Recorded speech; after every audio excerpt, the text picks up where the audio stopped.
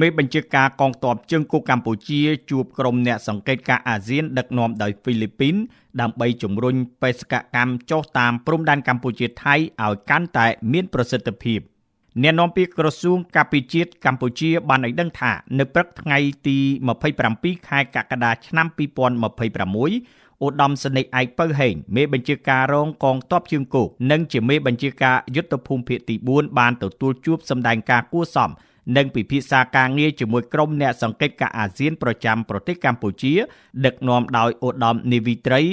Glenn Zidison ប្រធានបេសកកម្មក្រុមអ្នកសង្កេតការណ៍អាស៊ាននិងជាមន្ត្រីយោធាហ្វីលីពីនប្រចាំកម្ពុជានៅខេត្តសៀមរាបឧត្តមសេនីយ៍ឯកពៅហេងមេបញ្ជាការយុទ្ធភូមិភាគទី4បានថ្លែងនៅការស្វាគមន៍ចំពោះក្រុមអ្នកសង្កេតការណ៍អាស៊ានប្រចាំប្រទេសកម្ពុជា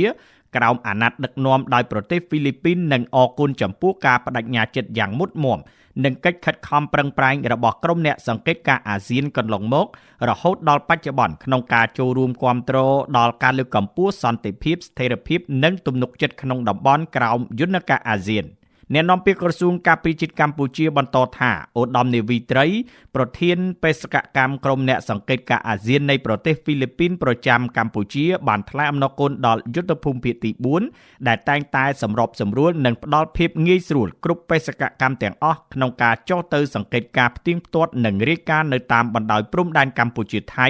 ក្រោយបទឈប់បាញ់ចូលជាធរមាននិងបញ្ជាក់ពីការបដិញ្ញាចិត្តខ្ពស់ក្នុងការបំពេញបេសកកម្មដ៏មានសារៈសំខាន់នេះដើម្បីចុះសង្កេតការណ៍ផ្ទៀងផ្ទាត់និងរាយការណ៍អំពីស្ថានភាពពិតតាមបណ្ដោយព្រំដែនកម្ពុជាថៃ